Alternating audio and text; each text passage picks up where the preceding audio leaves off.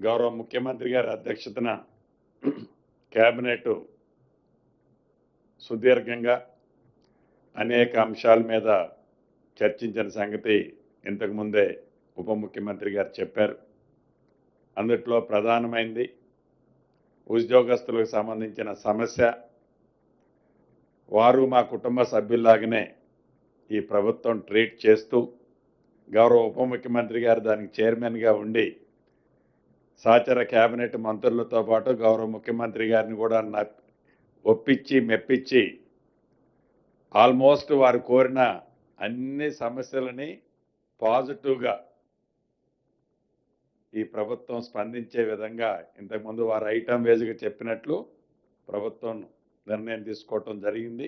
మనస్ఫూర్తిగా వారికి, గౌరవ ఉప ముఖ్యమంత్రి గారికి, గౌరవ ముఖ్యమంత్రి గారికి, కేబినెట్ సహచర మంత్రులకి మరొక్కసారి నా పక్షాన్ని కూడా అభినందనలు, కృతజ్ఞతలు ఉద్యోగ కుటుంబ సభ్యుల పక్షాన నా పక్షాన తెలియజేస్తున్నాను. ఇక ప్రధానంగా ఇవి ఉద్యోగస్తుల విషయాలు కాకుండా మరికొన్ని అంశాల మీద కూడా కేబినెట్లో చర్చించడం జరిగింది.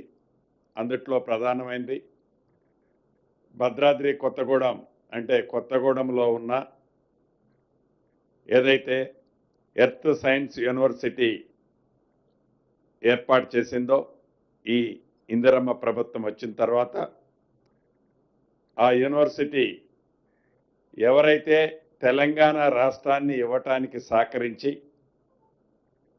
ఈనాడు మన మధ్య నుంచి దూరంగా వెళ్ళిన మాజీ ప్రధానమంత్రి గారు స్వర్గీయ మన్మోహన్ సింగ్ గారి పేరుతో ఆ యూనివర్సిటీ నామకరణం చేసిందని చెప్పటానికి మనస్ఫూర్తిగా కృతజ్ఞతలు ప్రభుత్వానికి తెలియజేస్తున్నాను.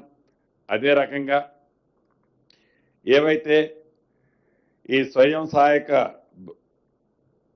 సంఘాలు ఉన్నాయో, ప్రమాదవశాత్తు ఎవరైనా చనిపోతే గతంలో ఇన్సూరెన్స్ పాలసీ ఉండేది కాదు. మన ప్రభుత్వం వచ్చిన తర్వాత ప్రమాదవశాత్తు ఎవరైనా చనిపోతే వారికి 10 లక్షల రూపాయలు ఇన్సూరెన్స్ ఇచ్చే కార్యక్రమాన్ని చేపట్టి కార్యక్రమం ఉండేది. అయితే ఆ ఇన్సూరెన్స్ ప్రీమియం ఇతరత్ర ఓవర్ బర్డెన్ అవుతుందని ఇన్సూరెన్స్ కాకుండా ప్రభుత్వమే ఆ సంఘాల నుంచి ప్రభుత్వ పక్షాన 10 లక్షల రూపాయలు ఇచ్చే కార్యక్రమం చేపట్టాలని కేబినెట్లో నిర్ణయం తీసుకోవడం జరిగింది. గత సంవత్సరం 385 మంది చనిపోయారు. వారికి 38.5 కోట్ల రూపాయలు ఈ కేబినెట్లో ఆమోదించి ఇదే ట్రెడిషన్ని భవిష్యత్తులో కూడా కంటిన్యూ చేయాలని కేబినెట్ ఆమోదించడం జరిగింది. అదే రకంగా రాష్ట్రంలో R&B రోడ్లు, పంచాయతీరాజ్ రోడ్లు చాలా దుర్భిక్ష పరిస్థితిలో ఉన్నాయి. ఆనాడు 10 సంవత్సరాల్లో ఏవైతే నచ్చిన రోడ్లనే వేసుకుంటా వారికి కన్వీనియంట్గా, వారి ఫామ్ హౌజులకి కన్వీనియంట్గా ఉండే రోడ్లనే ఆనాడు వేసుకోవటం జరిగింది.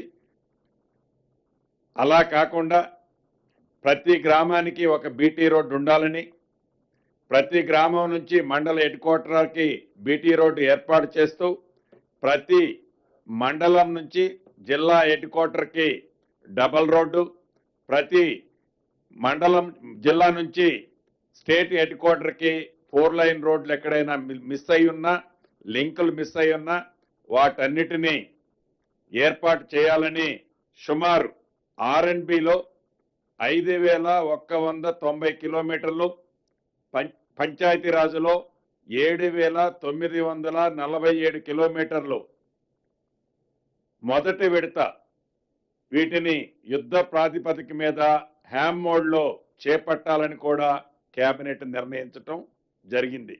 ఇవి 2.5 సంవత్సరంలో ఎగ్జిక్యూషన్ చేసి మెయింటెనెన్స్ 15 సంవత్సరాలు సేమ్ ఏజెన్సీతోనే మెయింటెనెన్స్ చేపియాలని ఈ ప్రభుత్వం చిత్తశుద్ధితో ప్రజల మీద భారం పడకుండా ఉండే విధంగా ఈ హ్యామ్ మోడ్లో యుద్ధ ప్రాతిపదిక మీద ఈ వర్కులు చేయాలని కేబినెట్ తీర్మానించడం జరిగింది.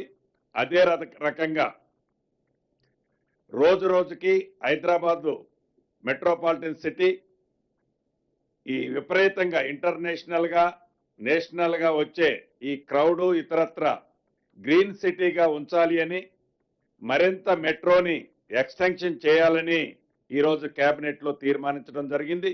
దీంట్లో భాగంగా కారిడార్ 1 శంషాబాద్ ఎయిర్పోర్ట్ నుండి ఫ్యూచర్ సిటీ వరకు 39.6 kilometres, corridor 2 Jubilee bus station నుండి మేడ్చల్ వరకు 24.5 kilometres, corridor 3 Jubilee bus station నుంచి షామీర్పేట వరకు 22 కిలోమీటర్లు రమారమి మొత్తము కలిసి సుమారుగా 86 కిలోమీటర్లు 19,579 కోట్లతో 86.1 కిలోమీటర్లు 19,579 కోట్లతో ఈనాడు కేబినెట్ ఆమోదించడం జరిగింది. ఇది కేంద్ర రాష్ట్ర ప్రభుత్వ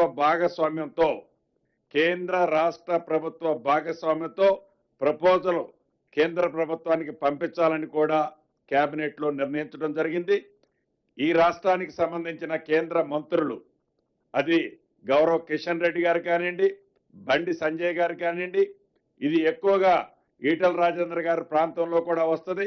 వారిని కూడా పాలు పంచుకునే విధంగా తప్పకుండా కేంద్ర ప్రభుత్వాన్ని ఒప్పించే బాధ్యతలు వారు కూడా తీసుకోవాలని కూడా ఈ వేదిక ద్వారా రాష్ట్ర ప్రభుత్వ పక్షాన వారిని కూడా అడగటం జరుగుతుంది. అదే రకంగా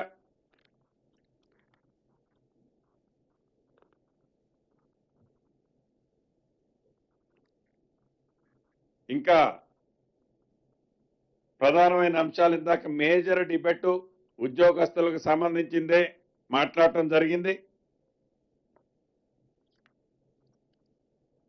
సో చివరిగా చెప్పదలుచుకున్నది ఒకటే, ఇందాక ఉప ముఖ్యమంత్రి వారు చెప్పినట్లు ఈ రాష్ట్ర ప్రభుత్వం గౌరవ ముఖ్యమంత్రి రేవంత్ రెడ్డి గారి నాయకత్వంలో ప్రజా ప్రభుత్వం ప్రజలకి సౌకర్యార్థం ప్రజలకి మంచి చేసే కార్యక్రమాలు, అవి ఏది సన్నవడ్ల కార్యక్రమం ఇతరత్ర వాటికి కావాల్సిన నిధుల గురించి కూడా చర్చించుకొని గ్రీన్ ఛానల్లో వాటన్నిటిని కూడా పేమెంట్ చేసే కార్యక్రమాన్ని చెప్పడం జరిగిందని మీ అందరికీ తెలియజేస్తూ సెలవు తీసుకుంటున్నాను.